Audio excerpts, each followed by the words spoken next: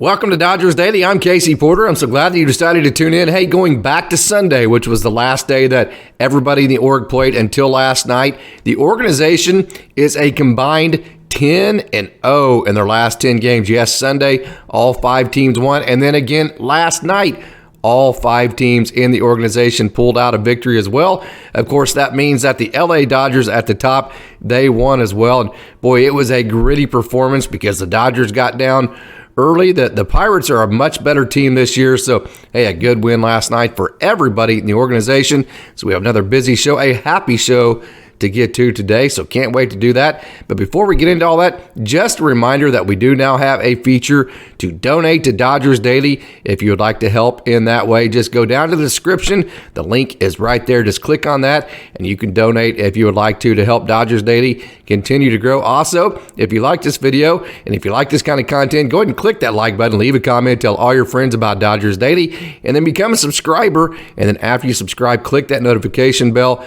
Turn on your notifications. That way, every time Dodgers Daily releases a new video, you will be notified and you won't miss a thing. And we can keep growing and keep doing what we love, which is providing videos like this in the future. Okay, it was a big win last night. Miguel Vargas had a couple hits. Michael Busch made his debut. James Outman, he continues his insane start. Of course, not one that's surprising to anybody who follows Dodgers Daily. I've been trying to tell everybody how good this guy is and how built he is for the big moment for a couple of years now. And then, like I said, Michael Busch also made his debut. And CT3, he had a big night as well. And the bullpen was absolutely nailed. So it was a good win for the Los Angeles Dodgers. So let's not waste any more time. Let's get right to it. And let's talk Dodgers baseball.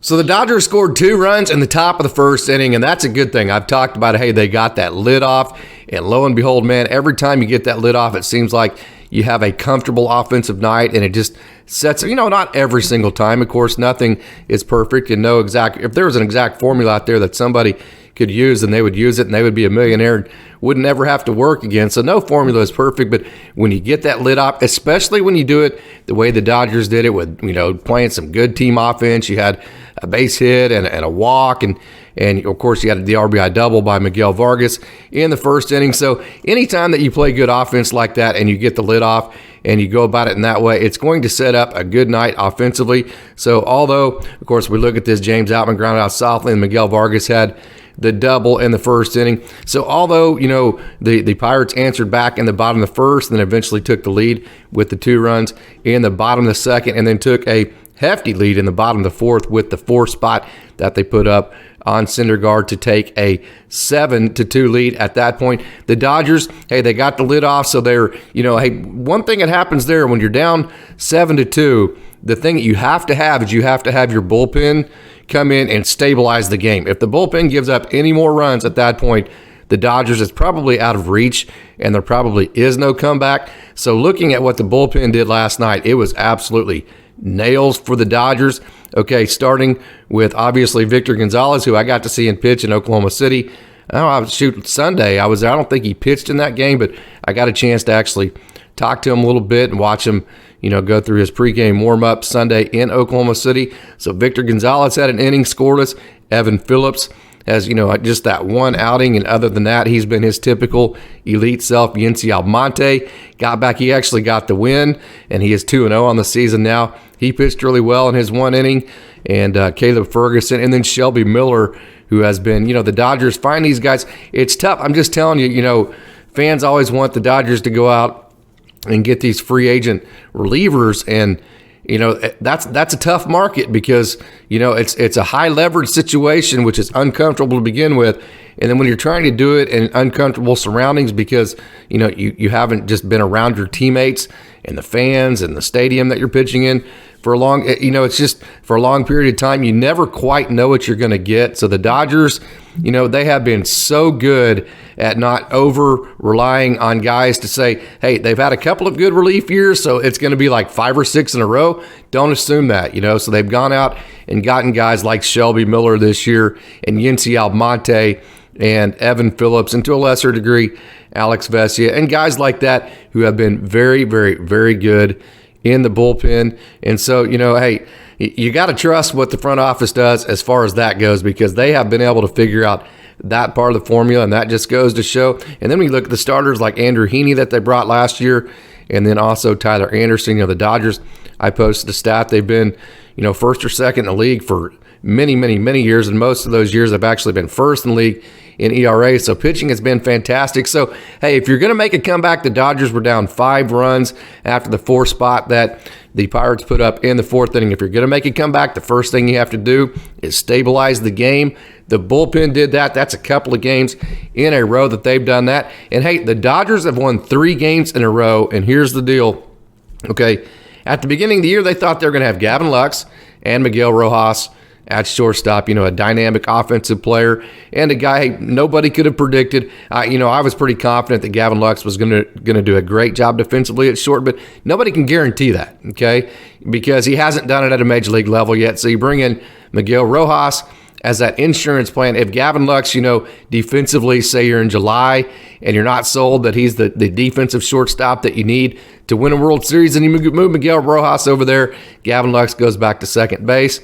And everything goes back, as far as Gavin Lux goes, he goes back to where he's been playing recently, and you have that kind of insurance with a fantastic defensive player like Miguel Rojas. Okay, you've lost both of them, okay? Now you've lost your catcher, Will Smith, who, in my opinion, is probably the best catcher in all of baseball. I think JT Realmuto may have something to do with that or have something to say about that. Of course, I got to actually face, not me, but my teams in Guthrie. Realmuto, we talked about Michael Fulmer, who was at Deer Creek.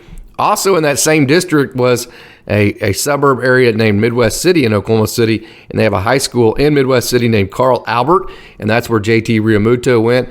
They were also 5A as well. They were in our district, so we had to face JT Realmuto too. And believe it or not, when he was in high school, they were so good that he was not even the best catcher on their high school team. They had a catcher named Gordon Hawkins that was just absolutely fantastic. They also had a catcher named Sangari, who I believe was like a 3rd-round draft pick. So Realmuto actually was the quarterback on his high school team and his shortstop, and he was a 3-sport star. He also played basketball. He would go to the gym and practice basketball till 5:30 or 6, and then after basketball practice, he would head to the cages and hit and work out in his baseball routine over the winter till 7, 8, 9 o'clock at night. That's how dedicated of a player he was. I tend to get off on these tangents. I apologize for that. But, hey, JT Realmuto, he is a fantastic player. But I think Will Smith is every bit as good as him. So you've lost Will Smith. Okay, you've lost both shortstops.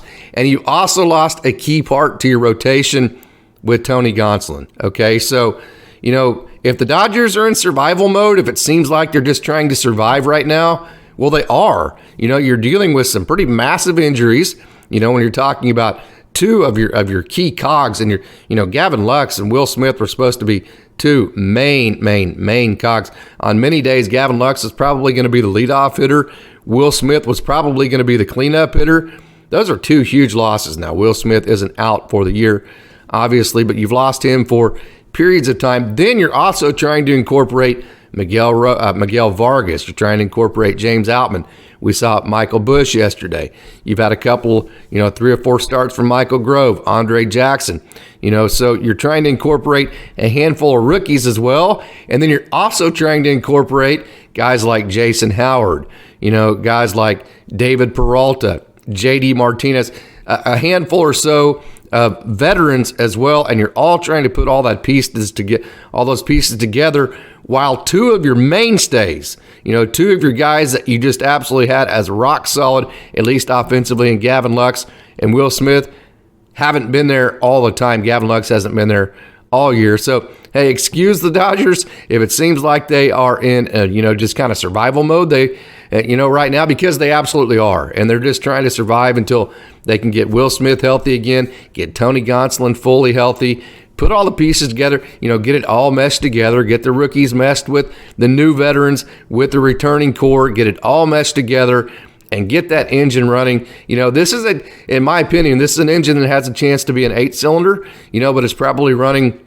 on any given day average, probably maybe a high 4-cylinder, maybe a low 6-cylinder. At this point, it's kind of where it's running right now. So you just kind of want to survive until you can get maybe to June, maybe late June, July, where you can rev that engine up and be able to use all 8 cylinders at that point and take off from there, which I really do think that's going to happen. Having said that, the 3-game win streak is fantastic. Chris Taylor, CT3, getting, having the big day last night, and having the 3 hits and obviously the big home run as well. That is fantastic. James Outman, his performance has been fantastic. Imanolvargas getting the 2 hits last night was good. Of course, I've been talking about Michaelbusch getting promoted for a long time, so I was super excited about that. Having said that, okay, there are some points of contention that, even though the Dodgers have won 3 in a row and they've had a couple of gritty performances and last night was exciting and all of that, hey, there are some issues. There's some problems here.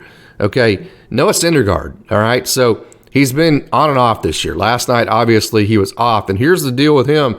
His velo's down, so he's not a high velo strikeout guy anymore, okay? So if you're not going to be that guy, and then you also don't hold runners, one of the things about the Dodgers organization is they like power arms. Last year in AA Tulsa, they led the entire minor league system, not just AA. All of the minor leagues in average velocity of pitch thrown last year at 94.4. So the Dodgers love power arms. They love strikeouts, and there's a trade-off. If you're going to do that, you're going to need to get a big leg kick. You're going to need to get all of your power behind you. And to do that, that's going to allow runners to steal bases easier. It's to slide step, you're probably going to lose, a mile an hour or 2 off of your fastball. It is faster to home plate. So, hey, what's the trade-off you want to have? In the past, the Dodgers have leaned towards let's keep the power arms, because if you get the hitters out at the plate, it doesn't matter what the runners in the field are doing. But, hey, if you're not a power arm, okay, and you're not throwing the 97, the 98, and you're not striking guys out, at a huge clip. Matter of fact, last night, Noah Syndergaard only had 2 strikeouts in his 4 innings, but then he gave up 3 stolen bases. So if you're not striking guys out, and then you're also giving up stolen bases, and if you're giving up more stolen bases than you're striking out guys in a performance, that's not going to work, because, hey, you may have, maybe a couple of performances where everything went right and they hit the ball right at your defense, and maybe you induce some weak contact here or there, but by and large, that's a formula that's not more than likely going to work over a long run. So from that perspective, I am worried about Noah Syndergaard. I'm not going to lie about it, because like I said, he's already been hot and cold, and there are some, it's not just results. I talk about that all the time. It's the process. So, hey, we need to make up our mind. I talked about it earlier with him. Not a velo guy, so let's locate. Let's move the ball. Let's change speeds. Let's go old school at this, the way that, that most of us that grew up, that's, keep the ball low in the zone, locate, move the ball, get weak contact, that kind of thing. That's how we all grew up trying to pitch. Well, all here became this modern day, all of the technology, and all of a sudden, you're ditching the 2 seams, you're ditching the pitch low in the zone, and you're trying to hit that 4 seam up in the zone now with the ride factor, and then you're throwing the slider turning left and the changeup turning right. Okay, Noah Syndergaard's having to be a little more old school at it because the velo's not up there.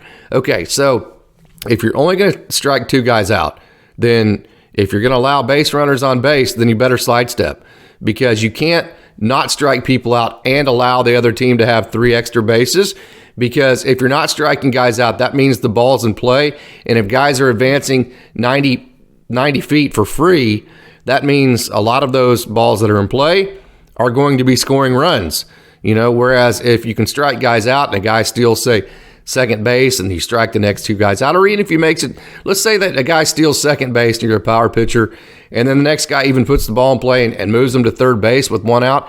If you're a power pitcher, you can strike the next guy out and then get the 3rd out and go. Well, if you're not striking guys out, a guy steals second base with no outs, then all of a sudden, the next guy puts it in play, moves the runner over, next guy puts that ball in play. Now all of a sudden we've scored a run. So like I said, I am worried about that formula and that combination, and I'm worried about it from this perspective as well. Okay, Tony Gonsolin, coming off of injury, getting rushed back into that 5 spot. We've seen what that looks like when Tony Gonsolin is not fully healthy, and it hasn't been something that the Dodgers fans enjoyed watching. So I'm worried, hey, the Dodgers rushing him back. Of course, they know better than I do.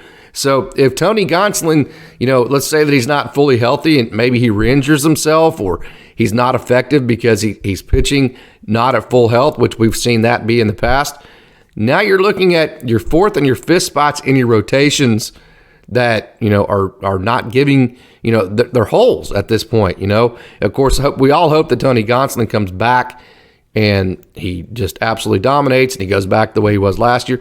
That would solve a lot of problems. But if he doesn't, and then Noah Syndergaard continues, not to strike people out, allow people to walk, giving up 7 runs, that kind of thing, you can't win a World Series. You can't win a division. You probably, well, not probably, but I don't want to say probably. That's probably too heavy of a word. But you might not even make the playoffs if you only have 3 starters that you can rely on. And one of them is Dustin May, who is coming off the Tommy John surgery. And then the other one is Clayton Kershaw. The other 2 are obviously Kershaw and Julio Urias. So you can't win a World Series, I don't think, with just the 3 pitchers. So there are really, we talk about the process every day in the war room. I promise you, the guys that know all of this better than I do for the Dodgers are sitting around every day trying to, game plan. Hey, what are we going to do with our 4th and 5th spots? They game plan it. They decided the best thing was to bring Gonsolin back as fast as they could. Okay, so I promise you, they're thinking about this. I don't want to say worried, because I don't want to put words in their own mouths, but they have to be at least, concerned about, hey, what do we do if Noah Syndergaard continues to pitch like he did last night? Tony Gonsolin's not fully healthy. Okay, where do we go from there? What's the next move? So I think, that's one question. Leave a comment. Tell me what you think about that. But hey, that's just kind of, there's always back and forth in a long marathon of baseball. It's never quite as good as it seems. So although the Dodgers have won 3 in a row, they're finally above 500 by 2 games. And so it's officially a streak. It's more than 2 games, so it's officially a winning streak. So it's never quite as good as it always looks, and it's never quite as bad. You kind of got to stay on that even keel as the season goes on. So I wanted to bring up at least, the never quite as good part of it with the 4th and 5th spots in the rotation. But, going back to the great parts of last night, I love the fact that the Dodgers early in games have manufactured runs without home runs. They've drawn walks, they've hit doubles, they've got on base, they've done this or that, got the lid off to where, then you can put up the crooked numbers late in games. And then also the winning formula. Here's the formula that I love, and I'll add one to it at the end of it. Manufacture early, get a whole bunch of people involved in scoring runs, at least just a run early. Get as many people as you can involved in the offense early to get their momentum going, to get their positive energy going for that night. Score the early run, get the lid off, okay, and then the middle innings, okay, put the crooked numbers up, let it eat, try to hit the home runs, man, grind the pitcher, and really, try to put up the 3-4 runs an inning like the Dodgers did last night. And then the bullpen doesn't give up any runs. And then if you have to, you bookend that last run like you did the first run by manufacturing it with an offense full of guys, maybe 4 or 5 guys that can all work together to score and manufacture that one run, not necessarily having to rely on that home run. That is, in my opinion, the blueprint to a world championship caliber team. The Dodgers hit on almost all of those cylinders last night. Offensively, they didn't have to hit. Well, actually, they scored the 3 runs in the 8th inning, so that was good too. But they didn't have to hit on that. Hey, could they score that 1 run maybe? Let's say that Pittsburgh would have tied it up. They weren't in a situation to have to hit that last run, manufacturing. I'll be curious to see how that goes in the future to see, because I think that would improve the Dodgers' record in 1-run games, and I think that 1-run game record that the Dodgers have had that hasn't been very good in the last couple of years, I think that also directly correlates to playoff success as well, because playoff games are usually close games. So those are my thoughts as far as the offensive blueprint. The bullpen blueprint was very good last night. The only thing right now that really concerns me about this team is the 4th and 5th spots in the rotation. I'm not worried about the bullpen per se.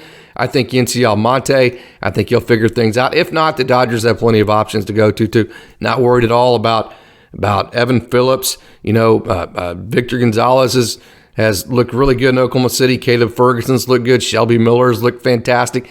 Alex Vesey, I think, will return to what we're used to seeing from him. So I'm not one that's really concerned about the bullpen. Okay, the offense has, the blueprint was good last night. So the process was good there. Again, the only thing I'm worried about right now as we speak, of course, there may be it may be that whack-a-mole deal again, tomorrow or tonight, and we may have a whole new set of problems as we go into tomorrow. And if that's the case, then we'll cuss and discuss, and we'll talk about it then. But as of right now, the fourth and fifth spots in the rotation definitely are my two major concerns. So, hey, that's our talk on the Los Angeles Dodgers. So I hope you enjoyed that. It's now time to turn our focus to the minor league system in the Dodgers organization. So let's not waste any more time. Let's get right to it, and let's take a trip down on the farm.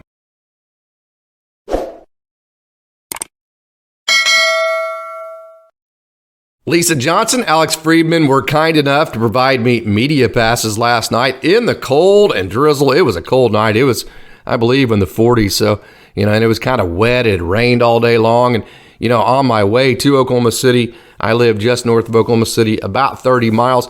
It rained on me the entire way. And lo and behold, right when I got about 3 miles from downtown Oklahoma City, the rain let up and it stopped. Who are you're looking at? Right here is Drew Avens. And, last night it was an exciting game. I stayed for the whole thing because it was fun. The Oklahoma City Dodgers gave up one run in the first inning. Robbie Erlin started last night. They gave up one in the third, two in the fifth. So they got down 5-2, and then they had a chance to score. I believe they had runners at second and third and just one out in the eighth inning, and a couple of guys struck out. So at that point, it was still 4-3, and you're thinking, well, it's a cold night. Maybe it's not just our night. And then Mark Washington comes in. He has the bases loaded, just one out, and lo and behold, he gets a double play ball, gets out of it, keeps it at just 4-3. And then in the bottom of the ninth inning, the Dodgers got a couple guys on. Ben DeLuzio got a big base hit. The Oklahoma City AAA Dodgers did. And then Devin Mann got the double. Well, it would have been a double. I think it ended up being a single. I wish it would have been a double because he leads the PCL in doubles and won the game 5-4 last night. So who you're seeing right here, like I said, is Drew Avens. He had 2 hits last night for AAA Oklahoma City. Hey, check this out, too. We actually called this the Chapel Steal. A lot of times this happens. Let's say that you hit a pop-up that is kind of in that Bermuda Triangle between the second baseman and shortstop. Both go out. Right behind second base, the center fielder comes in, and you have that little triangle right there. When that ball drops, a lot of times, the second baseman and shortstop, they won't pay attention to anything walking back to their positions. The center fielder will turn around and turn his back to the entire action to walk back to center field. And a lot of times when that happens, a runner at first base can just take off to second, and he's literally standing on second base before anybody on the defense knows what happened. Drew Avens did that last night. He was standing on second base. The third baseman was very deep. He wasn't paying attention. The pitcher wasn't paying attention. And lo and behold, he just took off for third base and stole third base. That was awesome. I loved watching. He just does stuff like that each and every night. He had 2 hits last night, and he, like I said, he also stole third base as well. Okay, so that was really cool. And so far on the year, Drew Avens, he's hitting .253. His OPS is .811. He has hits in 5 of his last 6 games and has multi-hit games in 2 of his last 5. Jahmai Jones got off to a blazing start for AAA Oklahoma City. He cooled off for a bit. If you remember that first weekend of the season, Jahmai Jones had the 2 back-to-back walk-offs. Then he had the home run at Las Vegas. He's been cool for a little bit after that. That's always happens in baseball. You don't stay hot or cold. Usually great players like Jahmai Jones, great talents, they don't stay hot or cold all year long. So not a surprise he started out hot, cooled off just a touch. Hey, he is hot. Again, he had 2 hits. Last night, I got to see him up close and personal. This dude's energy is legit. He also was on base 3 times. He walked once last night. Jahmai Jones is hitting .266.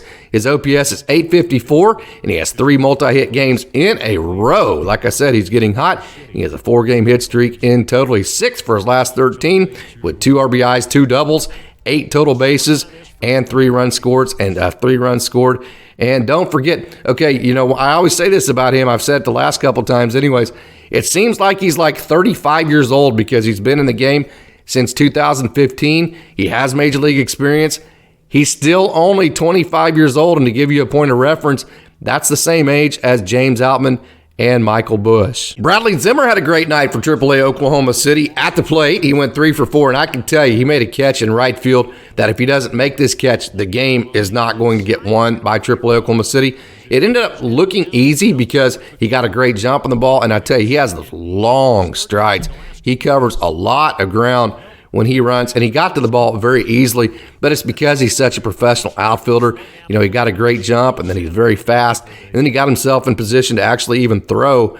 It was such a nice play by him. So, hey, he went 3 for 4, made a nice catch that squashed a rally for the River Cats last night, and so, like I said, Bradley Zimmer had a very good night last night for AAA Oklahoma City. Hey, how about the return of Jimmy Nelson, who made his first appearance, and I got to see it. I'm going to post some video on my social medias here before too long, but Jimmy Nelson made his first appearance in a game since July 30th of 2021. How about that? I was there, like I said, I was 3 rows deep, and you could just absolutely feel the excitement that he was pitching with. And, you know, I like to watch him whenever they're in situations like him and they haven't pitched in a while. Watch their mannerisms as they leave the field. He was so pumped about that performance that, hey, he got back on the mound. I'm sure it was very fun for him. He came through it healthy, and he put up a 0. So that had to be a really cool experience. I know he was very excited about that. I got to see the mannerisms. So, hey, congratulations, Jimmy Nelson, on making your comeback. First outing since July 30th of 2021. My man, Mark Washington, I love this young man out of Lehigh. He worked himself into trouble. You know, I've never seen Mark. I've seen him pitch up close, but not from behind. And boy, I tell you what, his ball is explosive and his positive energy. Of course, this might be confirmation bias because I think if you follow Dodgers Daily much, you know how excited I am about his potential. So this might be confirmation bias, but hey, his positive energy, his competitive energy, you can feel it all the way from the stands, and his ball is explosive. Hey, he got himself into trouble. He hit a guy. He walked the bases loaded. Then he got himself out of it with a double play ball, and he went 1 scoreless inning last night for AAA Oklahoma City, and he actually got the win. That moves his record on the year to 2-1, and as a reliever, that's pretty good. So it was good to see Mark Washington back into the scoreless column last night. Very interesting story. James Jones, he's 34 years old. He's been an outfielder, you know, as far as his career goes. And so, hey, he's got the big left arm. And so, hey, let's give pitching a shot. And I can tell you right now, that left-handed pitch that he throws has a lot of tail onto it. And on that arm side tail, I mean a lot of it. And I can see now why he struggles sometimes to throw strikes, because he can literally start that pitch over the middle part of the plate, and then it just tails away and tails. I mean, it's got so much tail to it that if he starts it to the middle of the plate, there's going to be some times where that ball does not end up in the strike zone, and that's on his 2-seam fastball. I'm assuming it's a 2-seam. I'll have to ask him. I did not look on the data last night to see exactly what pitch he is throwing, but it has to be a 2-seam with that kind of tail. So I can see why he's had control issues in the past. Hey, what a great story this would be. You know, 34-year-old comes back with the big arm. He was about 92 last night, or 91, 92, 93, somewhere in there. Okay, but when you combine that 91, 92, 93 with the movement he was getting, it was pretty impressive to watch. I'm not going to lie. I was like, hey, who's this guy? Big old dude. Big old guy on the mound, I can tell you that. So, okay, so very good story. 34-year-old James Jones. If you ever, of course, he is 34, so it would be, you know, kind of one of those long shot type stories. But then again, he's already in AAA Oklahoma City. So from that perspective, he's only 1 call away. So, hey, what a cool story that would be. A 34-year-old James Jones, who used to be an outfielder, now a left-handed pitcher, if he made the major leagues. Possibly the most talented team in all the minor leagues, the AA Tulsa Drillers. They just keep on keeping on. They moved to 11-5 last night. They scored 1 run in the 4th inning to tie it up 1-1 at that point. They scored 1 in the 6th, 1 in the 7th, 1 in the 9th, and that was all they needed as Nick Frasso, Tannerdodson, Cole Percival, jordanleasure, and John Rooney teamed up to only allow 1 run to the Arkansas Travelers all night long. And like I said, Nick Frasso got the win. He's 1-1 on the mound now. John Rooney got his 3rd save. We're going to go over all that, and it looked very, very, very good. Nick Frasso, he got the start that you're seeing here for the Drillers, and he was his typical fantastic self. On the bump, he was hitting 97 with his 4-seam fastball. His off-speed stuff was all in the zone. As a matter of fact, check this out. He had 8 strikeouts. Guess how many walks he had? 0. He had 0 walks on the night. So, hey, it's one thing to be explosive and strike a lot of guys out. It's another thing to do that while you're also not walking anybody and being very efficient as well, which is something that Nick Frasso has been doing, and that's why his ERA on the year is just 150, his whip is just 1, and his average against is just 224, and he has 26 strikeouts, okay? He has 26 strikeouts, Nick Frasso does, 3 walks. Wow. Ramos hit a pull-side home run, and it was beautiful. It was one of those majestic home runs that he always hits.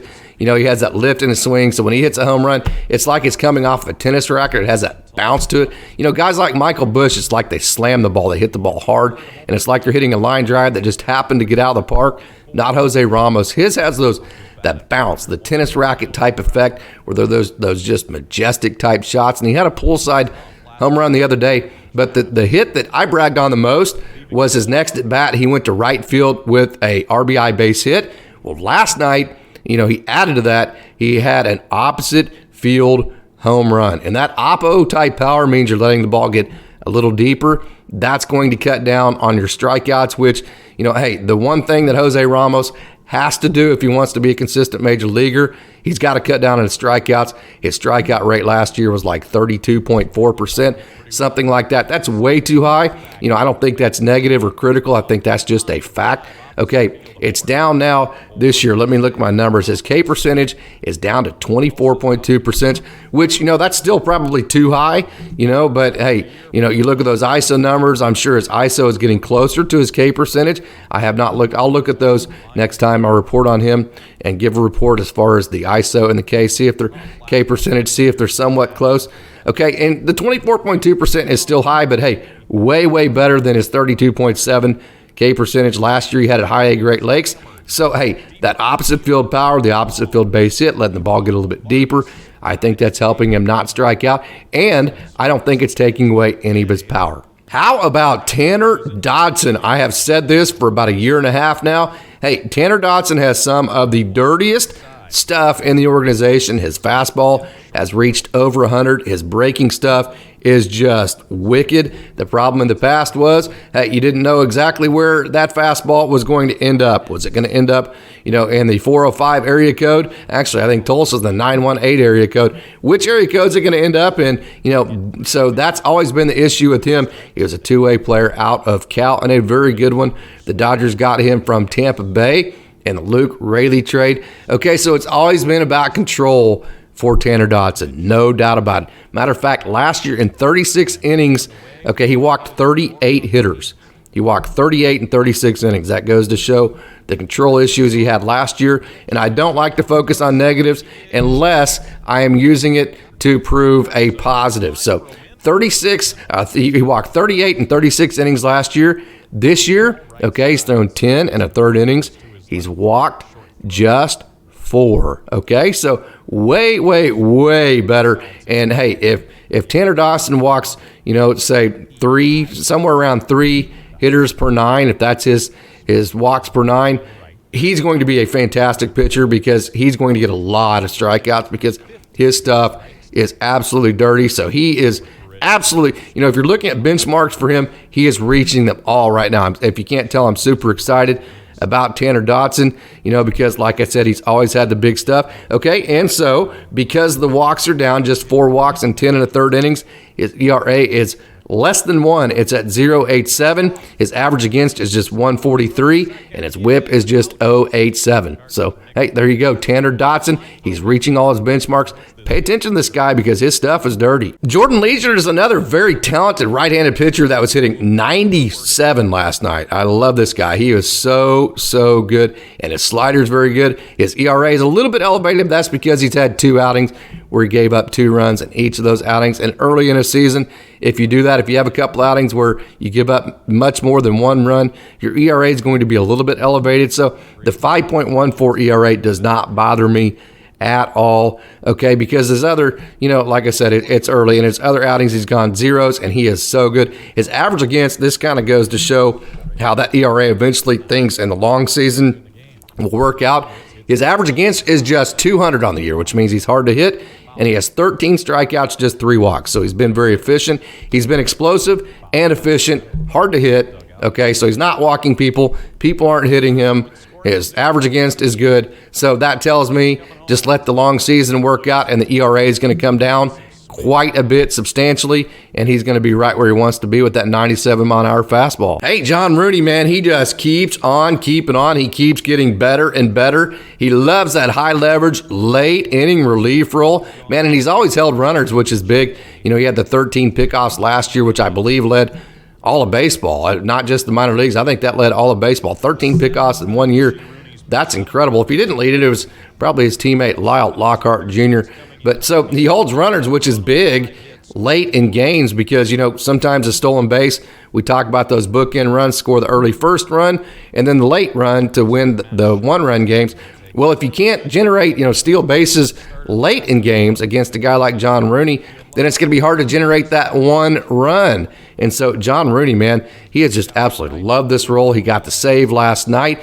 Rooney, that was his third save, as a matter of fact.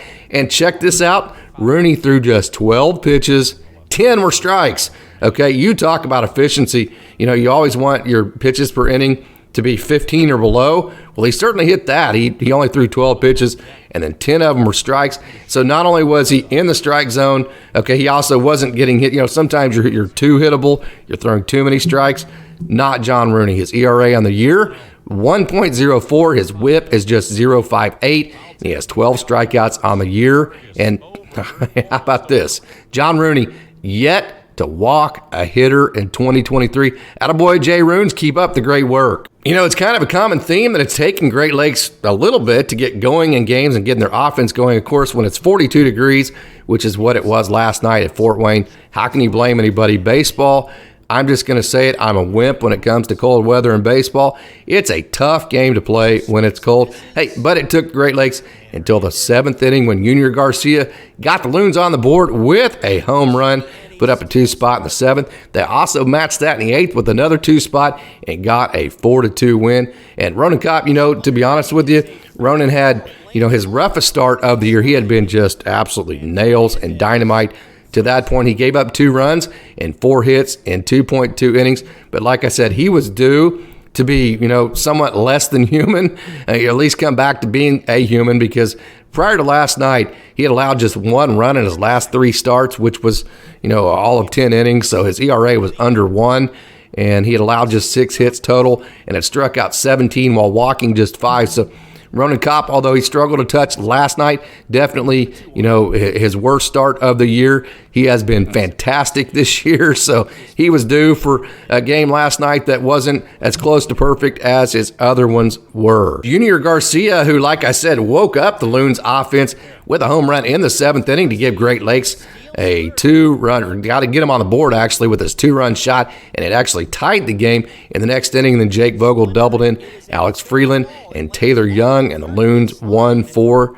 Aldryacosta was back at it again, not allowing a run in his 1.1 innings, and in typical fashion, Aldry got every out through contact. He did not strike out one hitter. That is so Aldryacosta. Didn't strike out a guy, but then also didn't give up a run. Just almost always soft contact. His ball moves late. It moves away from the barrel. It moves into the hands. And it's so late that the hitters don't have time to adjust the hands, and they just don't make good contact off of him. His ball is just heavy in that way. So Aldryacosta, after giving up a run in his first outing, you know, I talked about, you know, he got hurt in May, and his last outing in May, and then he came back, I think, like in July.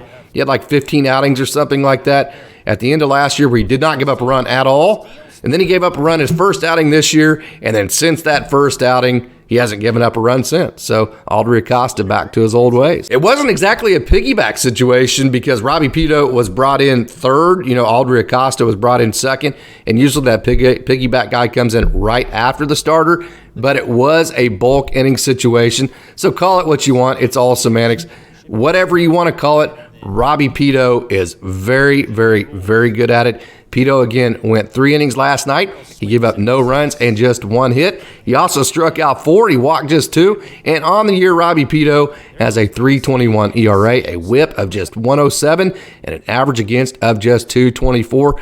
So the young man, out of New Jersey, who went to North Carolina, and then eventually Stetson, robbiepeto, having a really, really good year for High A Great Lakes. And if you can't root for robbiepeto, I don't know what to tell you, because he is a fantastic young man. Do yourself a favor and watch Antonioknowles. Go to one of my social medias and just, do an advanced search, find Antonioknowles. Watch the slider. It is just a ridiculous pitch. It is so good. And he had that slider in action again yesterday when he went scoreless. Knowles has allowed just a single run in just one outing so far. And his ERA, Knowles' is down to 117. His whip is also 117. I'm not sure I've ever seen an ERA and a whip both be the exact same and to be that low at the same time. Both his ERA is 117, his whip is 117, and his average against is just 143. So Antonioknowles, the Key West native, he has been absolutely great for the Great Lakes Loons this year. Well, the 101 Express is what I call Jakepilarski, because he reached 101 in spring training.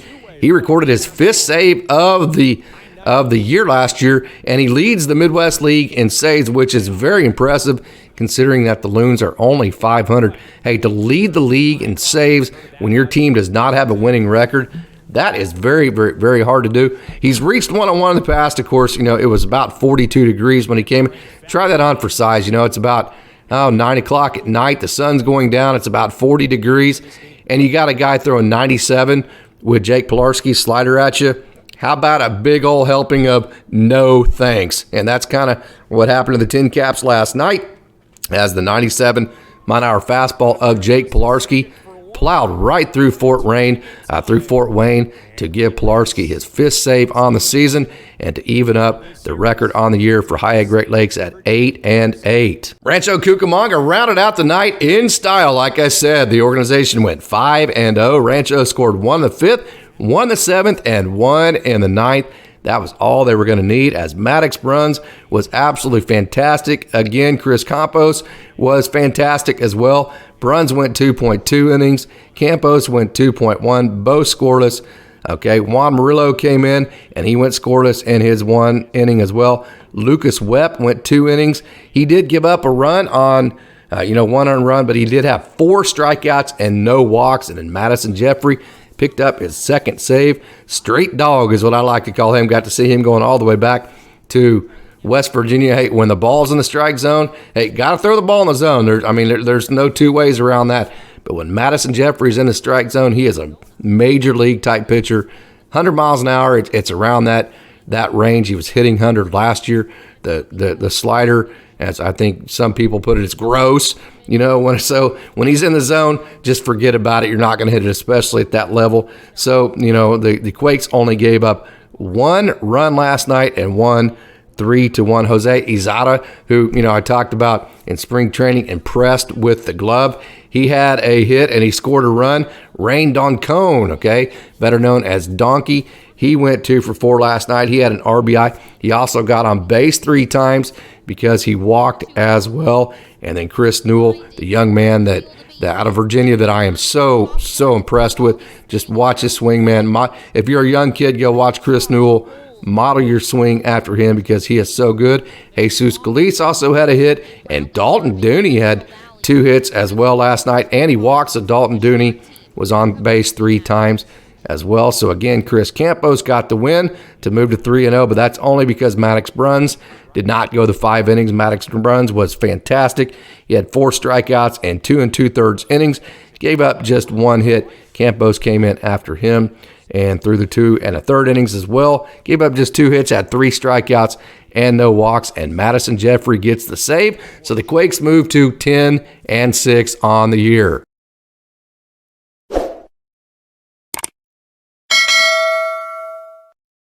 So there you have it. There is our show, a very happy show for the 2nd day of action in a row, going back to Sunday. And then last night, the organization goes 5-0. And if you can't tell, I am super excited about it. 10-0 in the last 10 games throughout the organization. You can't do any better than that. So, hey, I hope you enjoyed today's show, and I hope you tune in to tomorrow's as well.